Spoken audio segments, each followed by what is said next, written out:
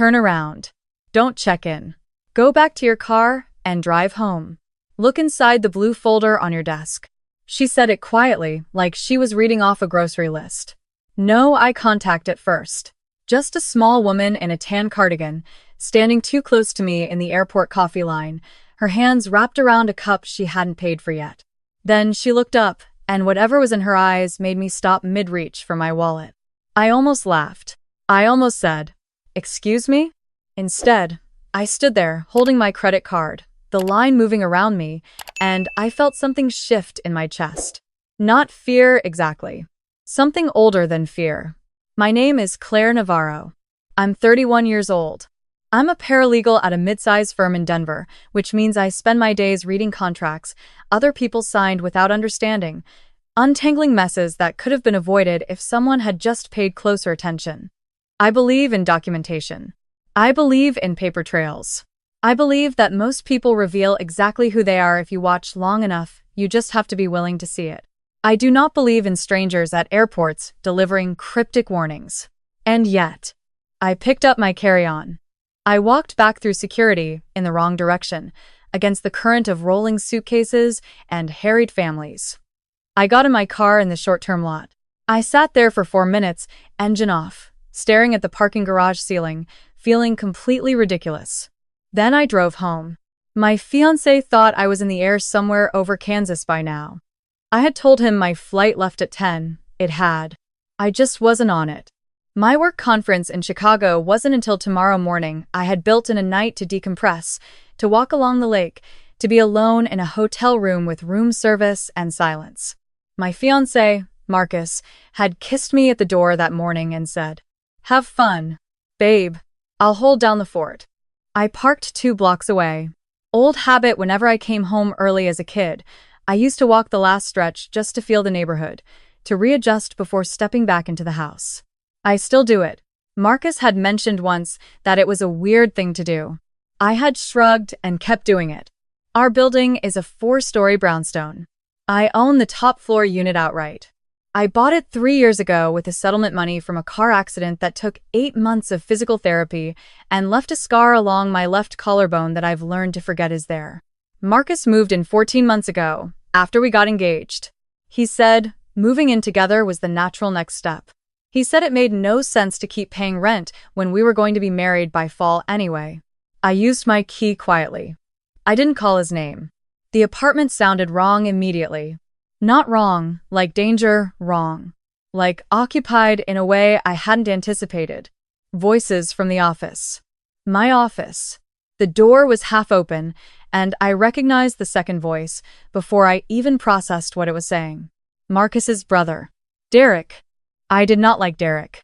I had smiled at him at holidays and asked about his work and listened to his long, self-congratulatory stories about deals that may or may not have existed. But I did not like him. Marcus always said I was too harsh, that Derek was just insecure, that his bluster was a defense mechanism. I had written it down in my own head as a thing to revisit later, when the stakes were higher, when I had more data. I stood in the hallway and listened. The conference runs through Friday, Derek was saying. That gives us 3 days minimum. She might call, Marcus said. So, you answer. You act normal. She's 2,000 miles away obsessing over depositions or whatever the hell she does. A pause.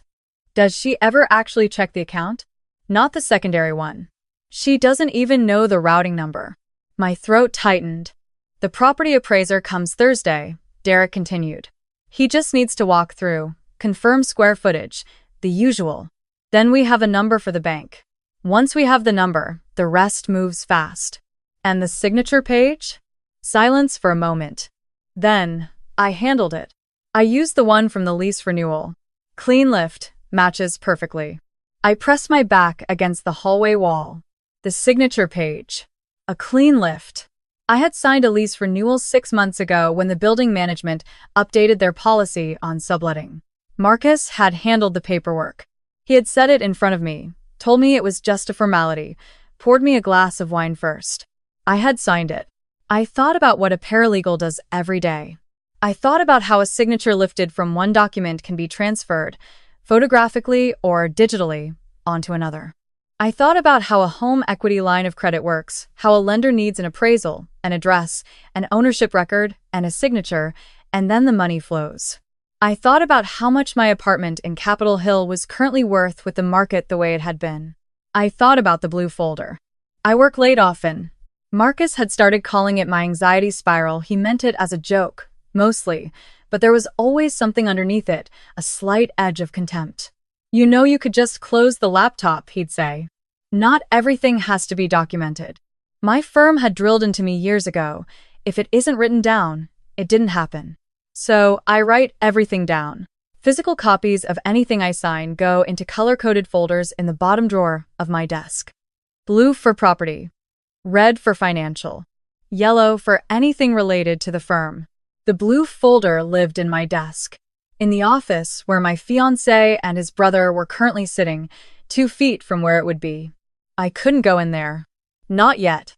I moved to the kitchen, set my bag down silently on the tile, and leaned against the refrigerator in the dark.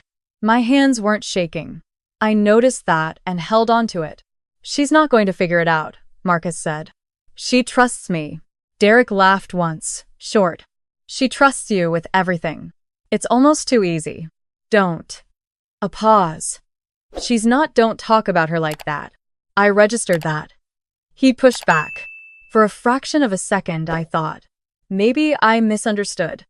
Maybe there's another explanation. That fraction of a second lasted about 2 heartbeats before I remembered. People who are actually decent don't need to be told not to talk about their fiancé like a mark. Fine, Derek said. I'm just saying. The HELOC gets us $400 minimum. Probably closer to $450. Split down the middle. That clears my situation with Rosario completely and gives you enough to start clean somewhere new. Start clean somewhere new. I stood in my kitchen, in my apartment that I bought with my own money and my own pain, and I heard my fiancé say nothing. He said nothing. Not what do you mean somewhere new?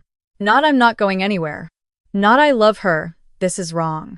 We need to stop. Just silence, and then the creak of my desk chair, and then the sound of a drawer being opened. My drawer. I moved before I decided to move. Not toward the office, toward the bathroom at the end of the hall. I locked the door and sat on the edge of the tub and opened the notes app on my phone, and I started typing everything I had just heard. Timestamps. Exact words where I had them. Derek's name. The appraiser. Thursday, 4:50. Rosario, whoever that was. The signature page. The secondary account I didn't have a routing number for, but apparently existed. Then I opened my voice memo app and pressed record and slipped the phone into my cardigan pocket. And I walked to the office. Marcus looked up from my desk chair like he'd been caught doing something minor, like eating the last of the leftovers. His face rearranged itself quickly, but I had already seen the first expression. It was guilt, but it was also irritation. The irritation of someone interrupted mid-task. Claire. He stood up. What I thought your flight. Delayed, I said. 2 hours. I came back to grab my charger. Derek was leaning against the bookshelf with his arms crossed. He didn't look guilty. He looked like someone calculating distance to exits. Hey, Claire, he said smoothly. Didn't know you were still in town. Clearly. I crossed to the desk and pulled open the bottom drawer. The blue folder was still there, but it had been moved. It was now on the wrong side, facing outward instead of in. Someone had opened it. I picked it up. I looked directly at Marcus. What were you looking for? We were going through some of the... It's fine, I said. My voice was calm. I was genuinely surprised by how calm my voice was. I just need to take this with me. For reference. Conference stuff. I tucked the folder under my arm. I picked up the charger from the windowsill. I smiled at Derek because the phone in my pocket was still recording and I wanted his voice on it again. Tell me something, I said. Didn't you mention a property appraiser recently, Derek? I feel like Marcus told me you were getting your place evaluated.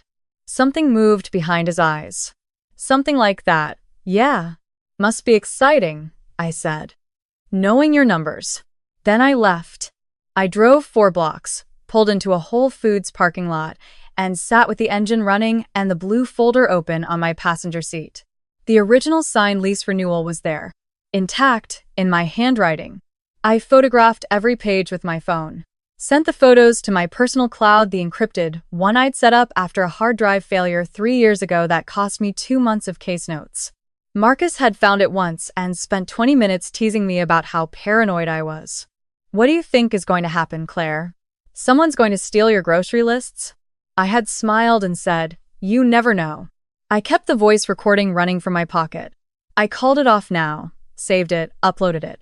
Then I sat and thought. My paralegal brain had already been working the problem from the moment I'd heard the word HELOC. A home equity line of credit on a property you don't own outright requires a forged deed or forged authorization, or both. It requires a signature on the application. It requires an appraiser to value the property, a lender to process the loan, and a window between funding and discovery. A 3-day window with me out of the country, out of contact, presumably was exactly the window they needed. What they didn't know was that I had filed, 4 months ago, a notation with a title company that any transfer, lien, or encumbrance on my property required verbal confirmation from me personally, called to my direct cell. Before processing, a senior partner at my firm had recommended it after we worked a case involving a fraudulent HELOC in Aurora. He had said, you own property. Claire, protect it. I had made the call that same afternoon. Marcus had not been home when I made that call. I also knew because I am a paralegal and because I have spent years learning to read the fine print on every document that passes through my hands that lifting a signature from one document and placing it on another without consent is forgery. That applying for credit using a forged authorization is bank fraud. That if the lender runs a title check and finds my personal notation, they will flag the application before Derek's appraiser even finishes measuring the kitchen. But flags don't arrest people. Flags just slow them down. I needed more than a flag. I called the title company first and asked them to elevate the notation to an active alert any inquiry on the property. Call me immediately. Do not proceed. Do not disclose the reason for the hold. Then, I called my firm's managing partner. Not as an employee, as a client. She answered on the second ring because she always answers on the second ring. I told her everything. Flat, professional, with timestamps. She was quiet for exactly the duration of time it took her to understand what I was telling her. Then she said, where are you right now? Parking lot on 6th, I said. Do not go back to that apartment tonight. Get the folder to me by 8 a.m. tomorrow. I'll have someone pull the property records before Thursday. Do you have any other documentation he might have accessed? I have copies of everything. A pause. Of course you do. Something in her voice that wasn't quite warmth, but was in the neighborhood of it. Claire. The secondary account. You need to find it. She was right. If there was an account opened in my name that I didn't know about or in both our names, or as a joint asset money could be moved from it before any investigation caught up, I needed to find it and freeze it. I spent the next 2 hours in that parking lot. I went through every piece of financial documentation I had photographed over the past 14 months. Statements, disclosures. Anything Marcus had handed me to sign or review or just initial here. I found it on page 3 of a financial planning document he'd brought home last November from a meeting I hadn't attended. A secondary savings account, opened jointly, funded with 2 transfers from my main savings of $300 each amounts, small enough that I hadn't registered the withdrawals as unusual. A parking fund, he'd said. For incidentals. The account had been slowly accumulating contributions for almost a year. The balance, when I finally found the account number in the document photo and logged into my primary bank's website to cross-reference, was just over $11,000. I initiated a separation request and a fraud review at 11:47 p.m. I cited unauthorized use and coerced authorization. I knew exactly which boxes to check because I had helped clients check those same boxes. At 12:30 a.m., I checked into a hotel 6 blocks from the office. I asked for a late checkout. I did not sleep much, but I worked steadily, the way I always work when something matters, quietly, carefully, without wasted motion. By 7 a.m., I had a folder of documentation that would have taken most people a week to assemble. By 8, I was sitting across from my managing partner with coffee I didn't taste. She went through everything without comment for 11 minutes. Then she looked up. He has no idea you came back, she said. No. Good. She closed the folder. Let him think he still has until Friday. The appraiser was scheduled for Thursday at 2 p.m. My managing partner's contact at the title company confirmed that by Wednesday evening, the active alert had triggered a secondary review flag on any application linked to my address. The lender Derek had been working with received an automatic compliance notification that morning. Thursday at 1:58 p.m. I sent Marcus a text. Flying back early. Surprise. Be home by 4. The 3 dots appeared. Disappeared. Appeared again. Wait, really? Everything okay? I watched the screen. Miss you, I typed. See you soon. At 2:15, the appraiser called the number on file for the property mine per the title notation and got me directly. He identified himself, gave me the lender's name, and asked me to confirm authorization for the evaluation. I told him I had not authorized any appraisal. I told him I would be following up in writing within the hour. He was very professional about it. He said he would be suspending the appointment. At 2:43, my phone began ringing. Marcus. I let it go to voicemail. He called again. I let it go. The third call, I answered. Hey, I said, as if I were still at the airport. His voice was tight. Where are you right now? Baggage claim. What's up? A pause. Long enough that I could hear him breathing, could hear him recalculating. Nothing. Just wanted to catch you before you grabbed a cab. I'll come get you. That's so sweet, I said. I already have a car. See you soon. I hung up and got out of my managing partner's car, where I had been sitting parked across from our building for the last 20 minutes. I watched the front door. At 3:15, Derek came out of the building walking quickly, phone pressed to his ear, not looking around. He got into a gray Accord and drove. At 4:02, I walked into my apartment with my rolling bag and my cardigan and the smile of someone who has just survived a delayed flight. Marcus was in the kitchen. He had poured 2 glasses of wine, which told me everything about how confident he'd been in his plan B, that there was still a world in which this ended warmly. There she is, he said, and his voice was almost normal. Almost. I set my bag by the door. I sat down at the kitchen counter. I did not pick up the wine. He watched me. Something behind his eyes was doing rapid calculations. How was Chicago? He said. I didn't go to Chicago, I said. The calculation stopped. He set his glass down very carefully. What? I came home Tuesday. I parked on Garfield and walked the last 2 blocks. I kept my voice even. You and Derek were in my office. The silence between us was different from any silence we'd ever had before.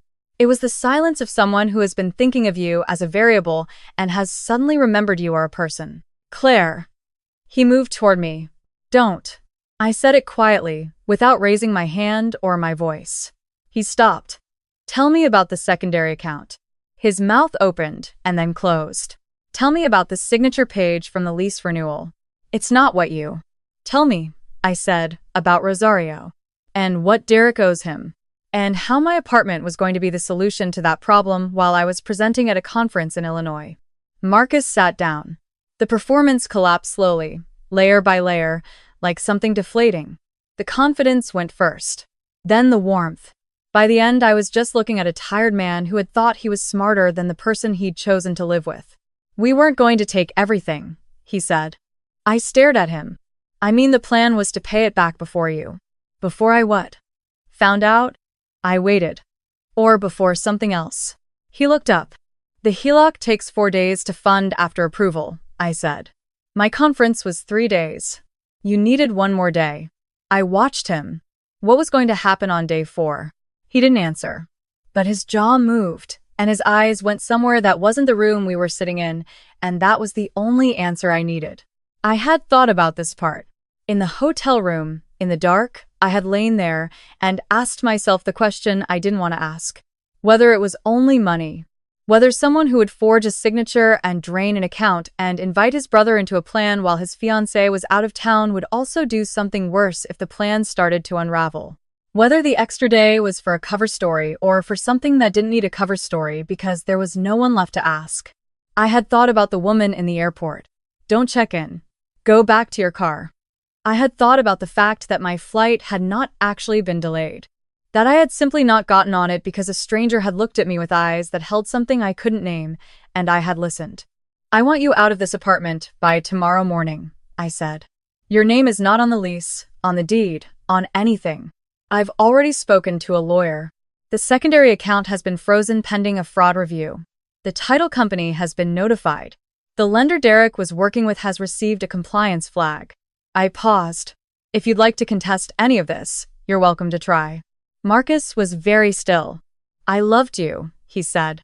And I think he meant it, in whatever way a person can mean something true in the middle of an enormous lie. "I know," I said. "That's the part I'll need time to understand." He left that night. Not the next morning that night. He took 2 bags and his laptop and the wine he'd poured for us, and he left without looking back at the door, which I thought later said a lot about a person. I changed the locks at 9 a.m. the following morning. I watched the locksmith work and drank a full cup of coffee all the way to the bottom, something I hadn't done in months. The fraud review on the account concluded 3 weeks later. Findings were referred to a financial crimes unit. Derek, as it turned out, had a prior credit application scheme from 6 years ago in Colorado Springs that had ended in a civil settlement rather than charges. This time the exposure was different and the documentation was thorough enough to make a difference. My managing partner did not technically represent me in the matter, but she knew who to call and she made those calls. Marcus was not charged. There was not sufficient evidence that he had personally signed or submitted anything. What there was evidence of the account, the access, the recorded conversation was enough for a civil action if I wanted to pursue it. I am still deciding. Some days I think yes. Most days, I think the thing I want from him isn't money. It's the 2 years I spent believing that what we had was real, and no court gives that back. Some people, when I tell them parts of this story, the parts I tell ask me what I think about the woman at the airport, whether I believe she knew something, whether there's a word for what she had. I'm a paralegal. I deal in evidence and documentation and provable fact. I don't have a framework for what she was or how she knew. What I have is this. I listened. I went back. I found what I found. And the only thing I keep coming back to, the only thing that stays with me in the quiet of the apartment that is entirely mine, in the space at my desk where the blue folder sits exactly where I put it, is what Marcus used to say when he caught me photographing documents or backing up files or keeping the paper copies other people throw away. "Claire," he used to say, "you can't document your way out of everything." He was wrong about a lot of things. But he was especially wrong about that.